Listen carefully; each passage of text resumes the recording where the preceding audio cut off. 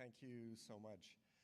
So I think the title of my talk really is broad, and I thought I was being clever that I wouldn't have to really think about much until, this was 2 months ago when I put it in. But I think whether it worked or not, I don't know, but because I really was scrambled on where I would take the talk as I, in the last few days, thought about where I wanted to go. But my original idea, well, actually, first of all, I'd like to acknowledge my colleagues at the Oak Ridge's Moraine Groundwater Program, Rick, Mike, Mason, Britt, and Steve Shikazi, who's here. And also, we've got great support from our partner agencies, the regional municipalities in the GTA, and also 10 conservation authorities that touch and intertwine with the region. So it's a broad partnership, and we've been working at this for 25 years. This is our 25th anniversary, so go ORMGP. Anyway, so my original idea for the talk was, we've got a whole flurry of policy changes and legislation that's come at us in recent years. And I wondered, do we have the data and would we be able to see any reflection of all of that change in our water resources? And do we have the data to do that? And so I kind of said, that's maybe a clever direction I could take. And then at the same time, we were being asked in the last couple of years about taking parcels out of the green belt and what that would do to groundwater resources. And of course, we said it'll affect recharge, water tables might drop a bit, water would find a different pathway to the streams. And they asked, would you be able to see that in the data? Of course, we said, probably not. So it was unsatisfactory. And then I kind of thought of a conversation I had with Garth Vanderkamp years ago at a conference over a beer. And someone was asking him about measuring recharge and looking at, specific tests to look at a recharge into the ground. And Garth said, no. You're approaching it the wrong way. You have to look at a systems response. And he threw this analogy out at us that said, think about an inner tube. And if you were given an inner tube and you had to go and find a pinprick in that inner tube, you'd be searching and looking at it, and you'd probably at the end say, I don't think there's any hole in this inner tube. But when you look at the systems response, if you tried to inflate it, of course it wouldn't inflate. And he said, water resources are the same, the groundwater resource. You have to look at a systems response and don't look at it piecemeal. And so that is stuck with me. And I think we've tried to carry that into our groundwater program. And I guess with that sort of long-winded introduction, I'll go through my slides and where I wound up in terms of trying to tackle this challenging, broad-ranging topic. Okay, so I thought I'd start with water well records. There's a lot of younger folks in the crowd, and they might not know the history of where we've come with water well records, but certainly if you look at the number of wells drilled per year, it tells us a little bit about the economy of Ontario, probably a little bit about investigations, because in 2003, of course, the ministry started looking more broadly than just at water well records. But we can look at, the trends over time. In the early days, when I started consulting, you were lucky to have a water well record in front of you to look at. Usually we scrambled to look through the tables and see what the geology looked like. The MOE had, guidelines for how they coded their well records. They provided information out to the public in terms of wells, different bulletins. At one point in the mid-1990s, they even charged us for looking at water well records. So this is an agreement I signed with Halton Region in 1993. We paid $1,500 to get access to the well records. Simcoe County, here's the price that every municipality had to pay. Simcoe County was really, really high, $3,000, double what we paid. So there's a long history of the ministry, tackling and how consultants and all of us accessed data in the past. And so where have we got to now? Just briefly in our program, we have about 600,000 wells in our database, and they include the water well record information system, but also geotech wells, consultant wells, oil and gas wells. We've put them all in a hopper, and you can search these in many different ways, by depth, by driller, recommended pumping rate, and so on. The wells are all named properly, so if you wanted to find wells in Cannington or Orono or whatever, you would be able to do that really easily. All the wells have a screen. We force a screen on them if it's not reported, and we tell you how we do that. And all the data is tied to that screened interval. And so here, we have historical data. In black are all the old, previous to the PGMN, there was a monitoring network in the province in the 70s and 80s, and those wells are identified. The data is captured in those wells, and then in red are the PGMN wells. You can pull out municipal wells. So in blue are all the municipal pumping wells, and brown are the exploration and monitoring wells. And we started to link these wells to permits. So we're linking the permit. How much water is coming from each well and what depth it's coming from. So we're making linkages in our database to make the whole water management more effective. We've done interpretation on the wells. You can see here we've just said, give us wells that are maybe drought susceptible, where the static water level is very close to the bottom of the well or very close to where the driller said the pump intake is. So that's available. We've started to link consultant borehole logs to the well records. So many wells in our database. These pink ones are most of the wells that are not in the provincial data set, but some of them are. You can get 3 borehole logs, one from the water well record information system, one from the consultant report, and a third one that we do on the fly from the database. And then finally, we do a lot of work in geology, looking at bedrock valleys and so on, and often we find, as we search, try to make sense of the water well records, we find that there's errors in the data. And you go and open up the water well record and find, oh yeah, it's 2 concessions over. So we move those wells to the correct location. And Mike, who does a wonderful job managing our database, has captured all that. So these are all the wells, provincial wells, that we have moved locations. So our database is much further advanced, I'd say, than what the province has. And there's many, many wells where we have moved, and we're confident that we have it right. And they can be moved back if we are wrong. So the second topic I thought I'd touch on briefly would be temporal data. So, you can see here we're not only interested in groundwater levels, but also climate inputs and stream flows, outputs from the groundwater system. And early days, we had chart recorders. I'm still old enough that I remember replacing a chart in Alberta when I was doing my master's degree out there. This is the kind of data that came out of these chart recording instruments, and Andrew Piggott former colleague who worked for Environment Canada, was really instrumental in capturing and rescuing all this information from the old provincial monitoring network, and that is all in our database, of course. And now, of course, we've moved to well loggers and monitoring tapes. So where are we at now? So we have about 700 monitoring wells in our program. All of these wells can be transparency. They're all available to click on and have a look at. Many of the long-term hydrographs, this one going back into the 90s, they tell a story, not just seasonally, but long-term. You can have a look at that. You can compare to the original static water level there in blue, so you can see, are we up or down from what was measured when the well was originally drilled. We have a lot of statistics, so you can take a look at statistically what trends are happening at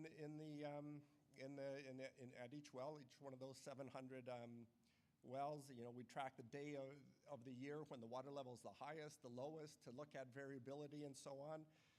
Mason has done a great job of enhancing our website. So these are maps of groundwater variability. The larger the circle, the more up and down the water levels are, the tighter the circle, the smaller the variability. We're trying to map these to hydrogeologic different settings. Rick is working on that. So, they might be color-coded eventually. So bedrock valleys, moraine, till plains, and so on. What's the variability?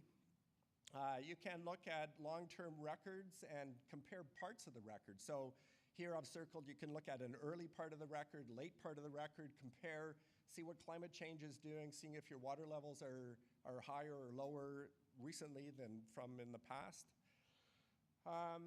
So it's water levels, cumulative impacts. So there's not a long history of cumulative impacts so much. It came in vogue in the mid 2000s, especially with this bill 198 in 2007. But for cumulative impacts, the best way to look at cumulative impacts is probably through numerical modeling. And in our program, Mason has nearly 100 numerical models that are available in our model custodianship program. And those can be used by consultants. You sign a model sharing agreement. You can make use of the model so you're not starting from scratch. It's probably the best way to look at cumulative impacts, and we're on top of that. The models, and one of the more interesting maps that Mason has made is the particle tracking map. You can look at this right on your phone and do particle tracking. He's integrated about 11 different models, and you could look at particle tracking, where's the water moving in the subsurface. And it's integrated vertically. It's not just one unit. So it's not maybe not as detailed as you'd like it to be, but you can go to that website and right away you can start doing particle tracking. So cumulative impacts, a big part of cumulative impacts is understanding how much water we're allocating, how much water is coming out of the system. And so we've been looking at the permits to take water. It's a very similar slide to what Dustin just showed you, but you can look at the number of permits and also the volume of permits. And a big increase between 2000 and 2014, not quite sure why, a big decrease after 2014. And we're still not quite sure what that's all about. And of course, we understand and look at how the permits vary over time. So here you can see in the 60s, 70s, 80s, 90s, 2000, 2010, 2020, and the current active permits in our geography right now. So we're on top of all of that information. The reported takings is another bit of an issue in Ontario. So reported takings from the province have only come out for 2019 and 2020, and only for about 20% of the wells. So all the wells there in blue don't have reported takings for those 2 years, and certainly since 2020, there's no information on how much water is coming out of the ground. There's a recent paper by the TMU that came out early this year or late last year on groundwater permitting, interesting paper. And then finally, I thought I'd just talk about policy for a few seconds. So there's a great paper that's online, this paper by John Scott, who summed up a lot of the early days of the Ontario Water Resources Commission. So what you find is, Leslie Frost in the mid-1950s thought about the Ontario Water Commission and started it. And over time, the staff from OWRC and also MOE have given some long-term thought to policy and how things have changed in the province. And there's so all of these old documents that I'm showing too, I should mention, are available, of course, on our website, in our library. We stored a lot of these things came across your desk and they're ephemeral and they're gone. But we've captured them. So all of the things that I'm showing here, you can find in our library. You just search for author agency, Ontario Ministry of Environment, and they all pop up. Anyway, a whole bunch of different kind of thoughtful policies over the years that came about, from water quality interference.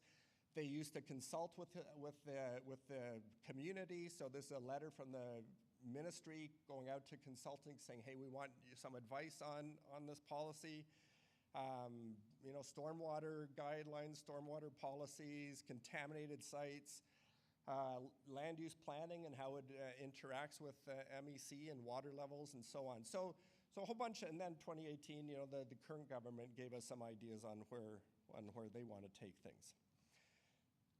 So where have we arrived? So there's a lot of thoughtful long-term planning and policy that went into place prior to the recent past. In the recent past, we've had all these really legislative bills that have been passed really quickly. And they're changing everything from the planning regime to water resource management and so on. And so this, where have we got with all these really rapid policy changes? I think it's too early to tell in terms of our water resources. but we've certainly got a lot of headlines. And groundwater, as Dustin mentioned, is in the forefront of many of our newspapers and articles, and so we have got headlines, and certainly now with most recent proposal to change the conservation authorities from 36 to 7. So we'll see where that leaves us. Anyway, a lot of uncertainty, and a lot of the policies affecting planning, which are related to water, CAs related to water distribution, permitting related to water. So lots of changes hitting us, and I think longer term we've got to be all aware of how that might be affecting our water resources. Might be easier just to go for lunch and deal with all this uncertainty. So I haven't talked about future much, but just wrapping up quickly, I think we need to really have data that's managed properly and interpretation of the data, and that has to be accessible. And so the words that float through our program: transparency, accessibility, flexibility, communication. We have a lot of partners in our program, and long-term thinking. I think that Garth's system response, we have to keep in mind, and longer term, think about where we're monitoring, how the water system, the groundwater system might be responding to different policies. We always want a two-way partnership. We're trying to develop long-term a two-way partnership so that information, if you guys drill wells in our geography, have new chemistry information that changes things, we'd love to get that. We'll put in the database, update things. And in future, there's probably AI going to hit us. We've got over $1 billion of information in our system, and we think AI could be a huge potential. But any new data that comes from satellite drones will be flexible to try and incorporate that into our program. I threw this up because I've been thinking about this for a while. But if you look at the funding to MNR, MOE, MAFRA I threw in here as well. I could get Mason to do statistics on this, but there's a general trend there that we can all see. And this is, we've taken the budgets from the late 1960s until recent and looked at the percentage of funding allocated to these agencies. So if you look at the total funding, it's going up, but you look at the percentage from the provincial budget, it's going down. And so I think we have all got to be cognizant of this and recognize that we're not really funding our programs properly. So I think closing up that I think poor planning has got us in the position we're at right now, in that we haven't really planned for housing for all the people we've welcomed into our province. And I think we've got to be careful that longer term we don't have poor planning hurt us again. So we might have lots of houses, but maybe no places to grow food. And if you take a look at the New York Times newspaper articles on uncharted water for the last, over 2023, 2024, there's a real, the U.S. as a global food producer is going to decline dramatically because of the lack of groundwater. And they could be looking at places like Southern Ontario to come and look where they can grow food. And so a colleague, Mark Reeser, who is a director at the Ontario Federation of Agriculture and Waterloo area farmer, I've always thought that he brilliantly summed things up in our home in Southern Ontario, that we're blessed.